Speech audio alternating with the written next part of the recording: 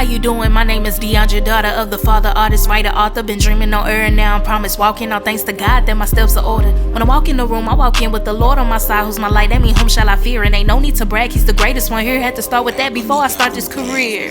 Getting a degree in communications, I'm building my show with healthy conversation. New music and new content on the way. AYE DeAndrea on IG. I'm grateful that God is with me, no matter who stays, no matter who leaves. And greater is he that is within me. My identity come from God.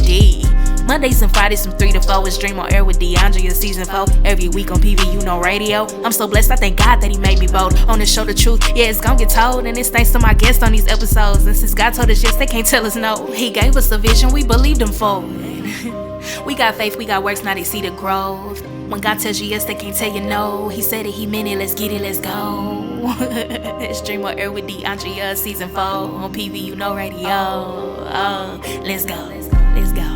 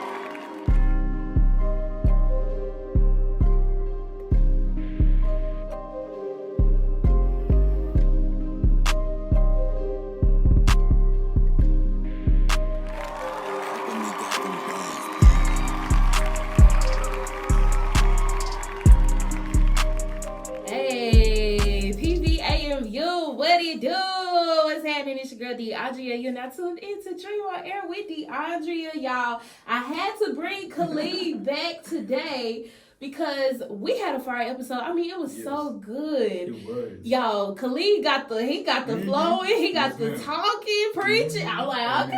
We had to definitely come back for a part 2. So Khalid, let's get over into the show today. Cool, how you doing? How was your day? Well, first off, blessing, highly favored. Period. A lot of blessings. Yes. Plentiful. Off of an amazing Thanksgiving break. I didn't really work, so I was able to rest and come back 10 times better to kind of close off the semester. But everything's good. Today was good. Preparing for some photo shoots. I have another person that's a part of the radio, Candy. I'm doing her photo shoots tomorrow, and then I'm doing somebody else from the TV studios on Wednesday. So I went and bought some backdrops to kind of accommodate, but I think I'm gonna use that backdrop color specifically to kind of like, I'm gonna do that specifically to kind of like start building out and start practicing using my own backdrops. So yeah. Jam-packed, but not jam-packed too. So. Right, you've been getting prepared, been investing, definitely. That's so cool. And so you said you were buying backdrops. Yes, ma'am. Come on, Khalid. Yes, ma'am. And I already hear it. Like it's funny because it's like, well, you're getting prepared for what you're doing now, but it's like you got your inventory built. Basically, yeah. And then, I know we're going to get kind of into it for the episode, but I did buy a camera and all that kind of stuff. So I'm starting to build out my portfolio. Not my portfolio, but like my equipment. Because I need to have my own equipment at this point. So I bought a body. I think a week ago, and then, 2 weeks ago. And then I'm saving up. I'm getting a bunch of like other stuff around the camera. So like the lights, the backdrops, and the other stuff. So, but we can get into that. Yes, you got your inventory. So how did you know like what to get? Like, So I think when it first started, because when I first started photography, I started understanding that. Okay, perfect. So where I first started understanding what kind of equipment I needed, it was from my first internship. Okay. So working with Firebrand Media was really cool. I have a shirt on right now, but I have a hoodie on because it's cold. But it got cold out of nowhere. It did get really cold. But anyway, so I started working with them, and that's why I would start asking like questions about what is everything. So with a lot of the rigs that I use, and the rig is like all those contraptions, and then the camera, the lens, like all that together that I'd be holding around. I learned how to do that at my internship. So that's when I learned what a base plate was. That's when I learned what a V-mount was. That's when I learned about the battery, the monitor, the grip, all that kind of stuff. So I started asking questions, and I started mapping out what all I needed. Mm-hmm. And then, you know, because the same way with me researching what parts I need to put into a computer, I kind of adopted that and put that with camera stuff. And then I started understanding that it's more into photography than just your camera and like what you have around your camera. It's also the lighting, the C-stands, the appropriate like batteries, the battery charge, like things around it to make your life a little bit easier while having this expensive piece of like metal equipment. Mm-hmm. Yes, and you know, I actually produced for another podcast. It's called The Tipping Point. Word. And we were talking about that today because the host, she has a Lumix camera. Yes. And she was like, you know, this is an expensive camera. It's very nice, high quality. She was like, but what's the point in having high quality material if you don't know how to work it? Yeah. So she was just saying like, you know, when you have something valuable, it's important to know what it is that you have in your hand. It's important to know what you need for it. How do you sustain it? How do you keep the maintenance up? So that's cool. I mean, and even if you know you're in a field like photography, that's still, you know, important for you to know how to use it. Yeah, definitely. I think one of the biggest assets is understanding what's wrong with the camera. Because I know just recently, the reason why I upgraded was because the specific body I was using before I bought a new one was a Sony A7 III. Because then there's the A7S, and that's like an important difference between the A7 and the A7S series. What's the difference? So the difference is if you're a content creator, but you want to make really high quality, nice videos, a lot of people buy the A7S III or the A7S4, or I'm not sure if they have A7S4, but they buy more than enough. They'll buy the A7S III because you can shoot 4K in 120 frames, so you can do like really, really high quality slow motion. It has S-Log. It also takes really good pictures. It's an amazing camera for $3,000. But people will also debate like, okay, well, what are you more gonna use? You know what I mean? Because I know for me, I bought the A7 IV because I'm more of a photographer. But the A7 IV still has 4K 60, which is still pretty good. Yeah. But like, you know, I would personally get a film or like a cinema camera instead of me getting, you know, because I'll be able to, if I'm on the field, for example, and I want to get a video and photos, I would just bring my tripod. I would just bring a tripod and set up my tripod and then like 2-man it. Or like if I want to get some video here, I can just switch to this camera and then, you know, like I could, you know. So real quick, boom, boom. Yeah. But it's also important understanding like the capabilities of your equipment. Because I know for my Sony A7 IV, it's the most recent of the A7 series. So it's like, okay, well, I don't have to upgrade, and it's my first actual high quality camera. Because before it, I had an M50, and then I had a Canon T3i Rebel, and the Rebel came out in 2009. Yo, them Rebels are fire. They're fire, and I'm gonna speak on why it's so important that I had that camera. Because that was my first time having to understand like, okay, what is like shooting in RAW versus JPEG? What's the difference between, you know, low aperture, high aperture? Because like the biggest thing that I had to learn about all of my equipment was things like its native ISO, the focal length, the image quality, like all those kind of like technical things. I had the things that a lot of people don't even bother looking at these settings. You know, they just take the picture. They take the picture, or they'll like. I don't blame nobody for doing this. But a lot of photographers use presets, which is good. A lot of people do use presets, and that's fine because that's a part of the game. A lot of people also call themselves like really high-end photographers, but even though that their image output, because a lot of people get bailed out by their camera. I know I've been bailed out by my camera before, just because I shot it in the worst settings. The image still looked good because of my camera.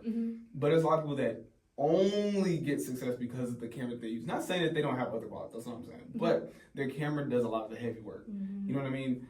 But and why that's an issue sometimes, because when it comes into a problem, you don't know how to solve it. Because it's like you've been not getting your hand held, but like, for example, you haven't really dove into like why this is happening. And if you really did that, yes, your high quality image could be 10 times better if you just knew how to like expose it right. If you knew, oh, let me lower my aperture, let me raise my ISO, like let me do these things to make my image look better. Because you'll have it technically sound like something that I have on my camera now is a histogram. So it tells me if like If I point it at the light, right, it'll tell me that it's overexposed. I'm like, dang, okay, maybe I should shoot this and put this, you know, in the right exposure, so when, you know, I go back and edit it, it's not blown out, and like the true quality of the image is not lost. You know what I mean? Yeah. Things like that, and I had to learn that. And what's so funny is I know it so well now, and I remind myself. I'm remembering when I first started at my internship, like aperture ISO, and there was one more I'm thinking. Oh, and shutter speed.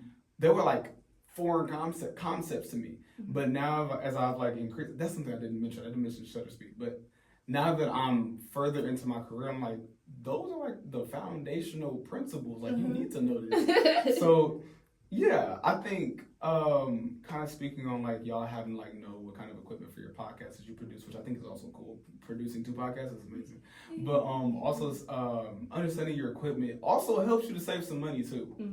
So even with like the flash that I use, I bought off of Amazon for $40, but because like I kind of understand how my softbox is built, that if I don't have any protective film on it, like to diffuse the light, yes, my light is gonna come out a lot harsher, but it'll generate more light output. And I like that. I would rather sacrifice the harshness of the light, but I get a lot of light, so I could just fix it in post, even though, you know, better flashes, that kind of thing. There's a whole different conversation there too. Yeah, and you know what, Khalid? First of all, thank you for answering that question. I know it was pretty simple, but the reason why I asked is like, how did you know what to get? How did you know what to do? And you know how you know me. You know when people are talking, I'm listening to the deeper meaning behind what they're saying. And what I heard you saying is that once you can have a gift, right? Yeah. But if you just, I got this gift, and you like, bro, but you don't know what's in your hand. Yeah. We have to take the time not to know what's in our hand, to know what we were blessed with. And also, when you quote unquote passionate about something, it helps you just overall when you go all in. Like taking the extra steps, what people may, see as extra steps or doing too much. No, that helps you to perfect your craft. So whether it is photography that you're in, whether you're into music, fashion design, study the industry that you're in, study the art, study what it is that you want to do, because it will help you overall, in your quality or boost the quality. Yeah, boost the quality of what you make. Because I know one of the things that I'm doing right now, and I was going to show you at the beginning of the episode, but somebody just took a random photo, right? Just a random photo of the sky. And they made it look so beautiful because they understood, like, here's like a concept that would just increase everybody's quality of photo is learning like the 2-point curve, the S curve. When you think about editing with like the graph, because it's a graph, and a lot of people, they know what the graph is, but a lot of them don't touch the graph. That graph does wonders.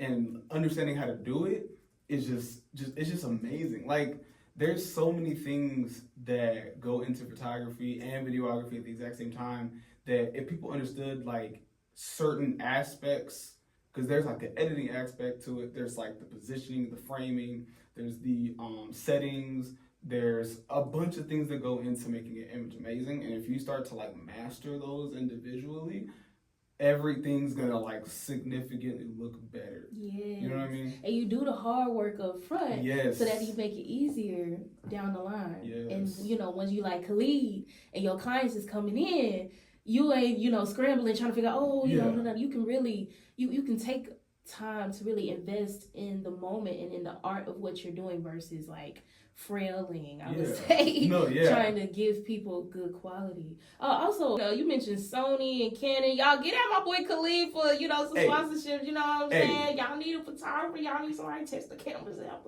I will. I definitely will.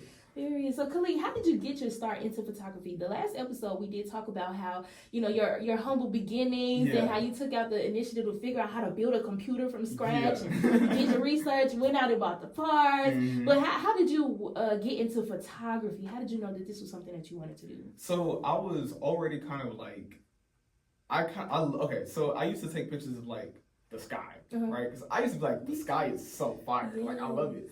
So I started taking pictures of the sky, And around the same time that I decided to get my camera, like the T3i Rebel, I was like, you know what, I'm gonna make some videos with it. And I started making videos with it, but I was like, I'm kind of good at this photography thing too. Plus people were telling me like, they'd pay me like $25 to take the pictures. I was like, okay. Yeah. So I started understanding that I can make money off this. And I was like, you know what, let's do it. And at the time, I wasn't as established as other people, which makes sense, so I just started.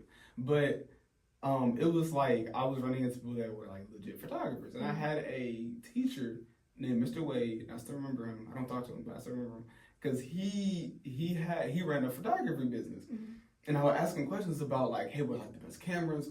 What about blah, what's the best? All of it, like anything I could think of, I would ask him, and he gave me a lot of knowledge. And then on top of that, before I got to PV, I knew about PV and its band directors because at Townview, there were 3 band directors that all graduated from Prairie View, or I think 2 of them graduated from Prairie View, but another one came out of nowhere. Excellence lives here.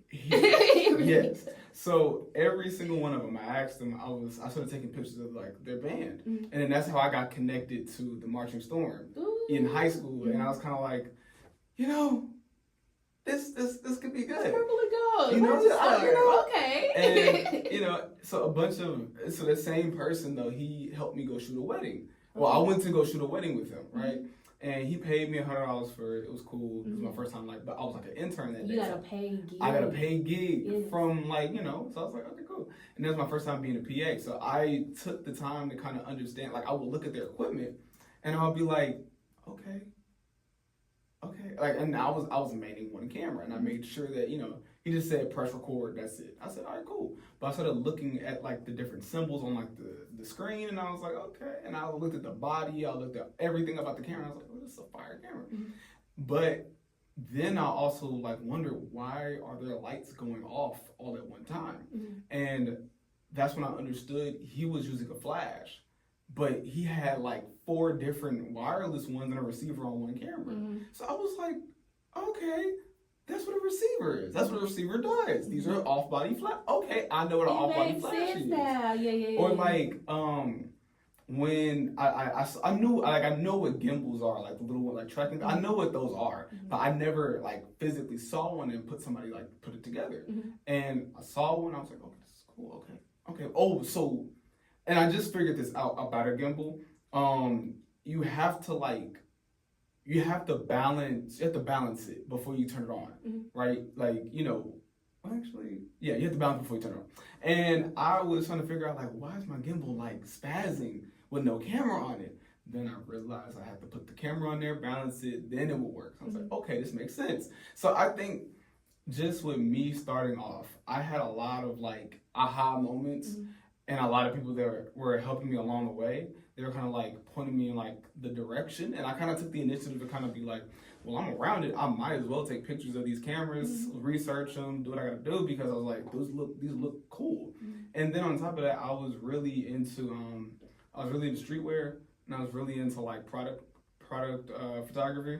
So I would practice like Photoshop and editing on my like little MacBook that I had, and I would just take like pictures of, I don't know, like I made an Xbox advertisement kind of thing. It was so, in the grand scheme of things, if I didn't do it, I wouldn't know how to use Photoshop for real. But like, when I think about taking that photo, it was like, I thought it was the coolest thing I ever took, like ever. And then now that I'm like a little more established, it's kind of like, that was only the beginning. It was only the beginning. Yeah. But, you know, even now, like, I'm still learning. But anyway, I guess when I started off, and the reason why I'm so, like, or how I started off was I had people around me. I kind of, like, took the initiative to kind of, like, do the extra to realize, like, oh, like, if I was left in the studio at Firebrand, I would see the cameras there. I'd just be like, oh. What does this do? What is this? You know, and then I would take pictures of, like, the settings. I would do like all that kind of stuff, and I would research like what's the best settings for this, a bunch of stuff, a lot of research. So, and you have the passion for it too. I do want to say, and that also helped you to really dive deep into, you know, figuring out more and learning more about your craft. And you're gonna be blessed because of that course, too. Yes. I mean, you're already, of course, blessed because of that. And even as you were talking, I was visualizing how it would be of the parable in the Bible, and I'm not trying to like force it, but it just came to mind. When there was the master who gave his servants talents. To one he gave, I think it was 5. To one he gave 2. To one he gave 1. And the master left. And talents in that day was like money, currency. It belonged to the master that he gave to them to do something with. It kind of reminds me of how God gives us gifts to do something here on the earth with.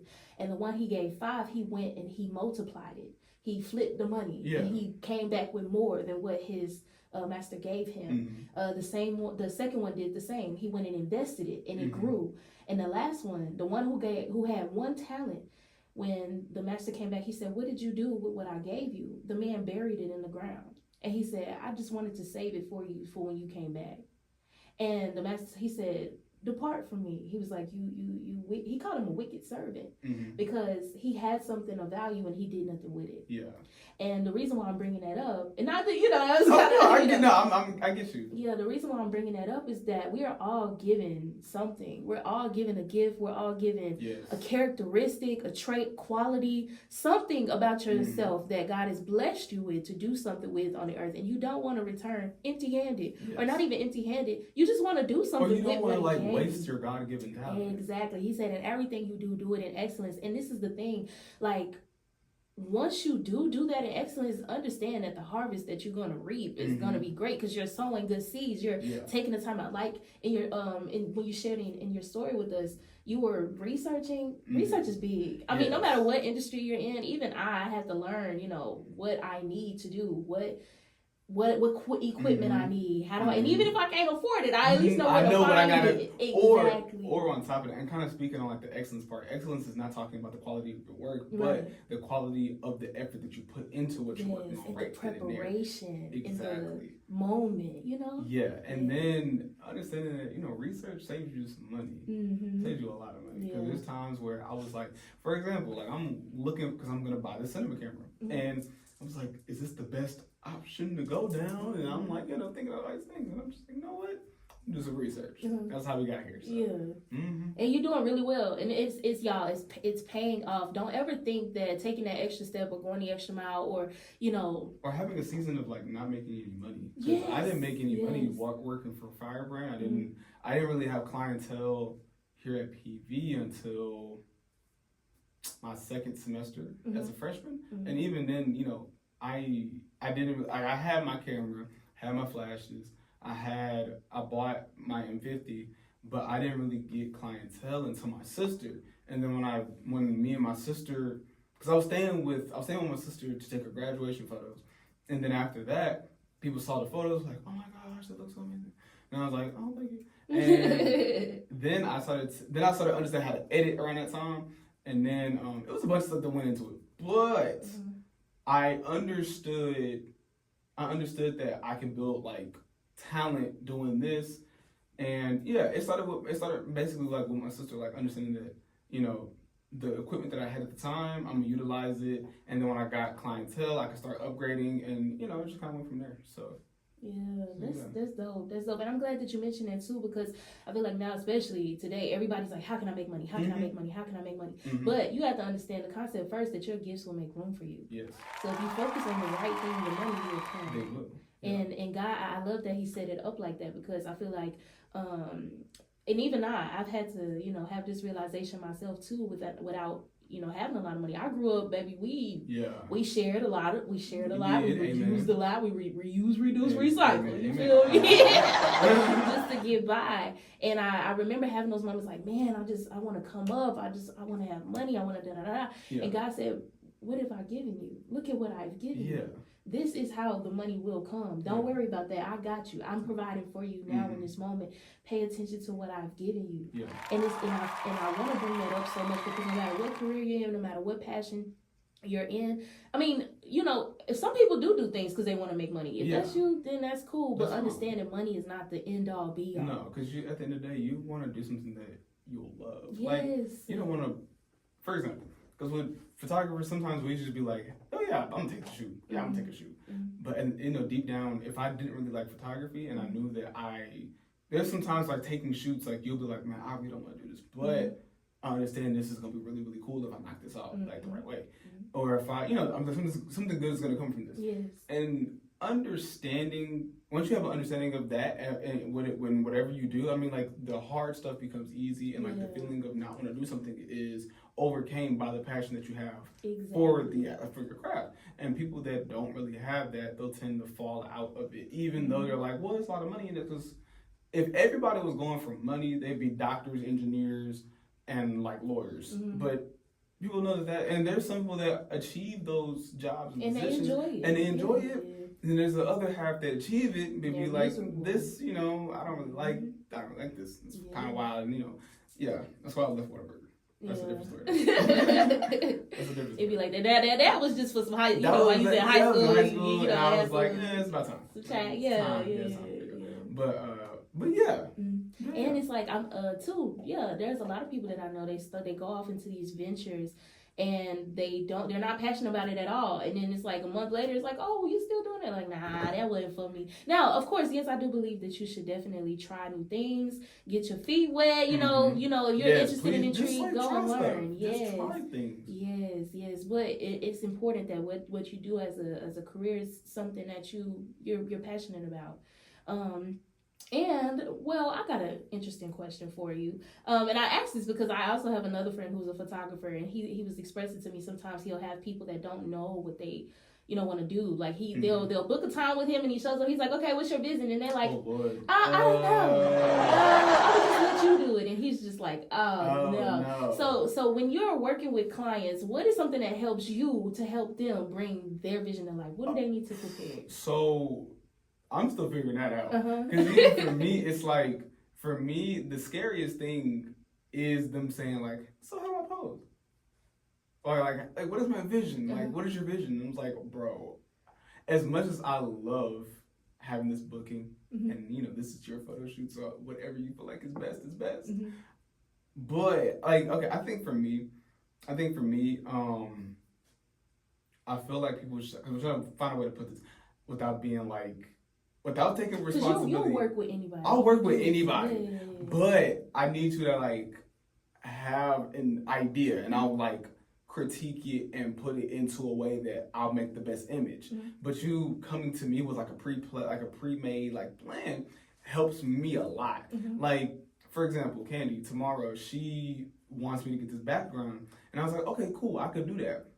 Perfect. That's not hard. What's difficult is when people are like, well, take my photos, I just, I don't know where I want to take them, I don't know what I'm going to wear, Like, it makes my job like, okay, now I got to like do some default poses and stuff. But when it comes to things that are kind of thought out, planned out, it makes the photo shoot, not only it saves both of us time, saves both of us money, it also allows for me to like do what I need to do. Because there's people that have, like, for example, there's people that have really good ideas. But there's also people that don't have really good. There's also people that don't have. They don't have a vision. They don't have a vision. They don't have a vision, and they don't know how to execute it. And then it's kind of difficult when I'm like, you have a vision, or for example, like if I'm taking photos of somebody that doesn't have a vision for how they want to like do it, I can kind of like do the default poses, the default places, and that kind of thing, because I don't really know what like specifically you want to do. And granted, that might be a reflection of my experience with working with people, which is fine because I am still fairly new. You're growing. I'm growing, so I'm gonna learn. Like I'm gonna buy a Beats pill because taking photos with no music is kind of crazy. But I'd be like, hey, here's the beat, play music, like blah blah blah, which is vibe. But anyway, so it really depends. I would love if everybody just had like a pre-made plan or a pre-made vision of what they would want, because I could just be like, okay, you did your pose. Now I'm gonna fix it to where it varies, and like we can still work like that kind of thing. Yeah. So and then it makes everything go fast. Right. So that's something to keep in mind with any photographer that you work with. It helps them. It makes their job a lot easier when you can have your vision, or even if you have a concept, you may not be too sure, but at least have a concept or something that they can work with to kind of make the job a little easier. Yeah. And when you're shooting with people, what makes the perfect shot? Like, what do you look for? Like, so I'll speak on like working with people, and I'll speak on like sports. So for people, Because I feel like, no, sports is easier. So when it comes to sports, the perfect shot to me are like, I like to get hero shots or like shots of like action shots, hero shots, and like shots that are like really good for like telling a story. So that's where I kind of go with sports. And then like for basketball, like I love basketball, so I know like what certain like movements and certain plays. Like I know, you know, like I know like what's gonna happen. Like if I see somebody cutting to the basket and their point guard's looking at him, oh, he's about to score. Let me just hurry up and get in position. Or if like if the person like a three ball goes up, I'm like, all right, let me get a picture of the guy shooting the three. Or like, you know, things like that, right? And kind of understanding like, you know, where placement's gonna be already is like how I get the best shot when it comes to sports. When it comes to studio stuff, I use headshot, waist up, full body. And those are kind of like my three. And it kind of varies with how much headspace and space I want around the subject. But it'll be within those three kind of ranges because of like the best places to like focus it, you know what I mean? Because like, you know, everybody loves like the what is this? Your chest. Collarbone. Collarbone. Like from the collarbone up, and then some people like it from, you know, a little bit below the collarbone up. Some people just want like straight neck up. Some people want waistline on up. Some people want you know, like full body. Some other full body. Like it's all like those three for me logically make the most sense when you think of like variation with what do you want in terms of the subject being in focus, or like the subject being in like the photo, and kind of just making sure that I'm like diversifying whatever's happening within that region is how I make it different, but also still make it like really creative and like new and that kind of stuff. So those are how I get like the best shots. And then when it comes to the background, like getting certain things in focus, make sure the placement of certain things makes sense. That's also really important. So like for the Panther, I tend to let me not use the Panther. Let me use there's an engineering building like towards the front of the school. It has like that stair that y'all take that y'all took the picture. Oh, the architecture. Yeah, the architecture building. Yeah. So when it comes to like things like that, I like to do stuff with the sun in the background. I like to have like big monuments in the background. I like to have greenery in the background. If it's like if it's a like, what is that thing called? It's like it says like the architecture building on it. Like it's like a big like the signs. The signs. Yeah. So you know, but it's like but it's not like the one you see in front of Mayhall. It's like the larger one. Point is having like the subject against it, having that in focus too, like putting everything together, making sure everything looks good. It's like playing with Legos, like putting everything where it needs to go. That's what's up, man. That's how you know. That's how you know you really enjoy what it is that you do. And even with that, so what is your favorite thing about being a photographer? What is it the work to life balance? Like, yeah. I like making images look really cool. Yeah. Okay. Like there's one thing that I find really, really, really, really, really, really, really, really attractive about photography is the fact that we can make virtually any image, if it's shot right, amazing.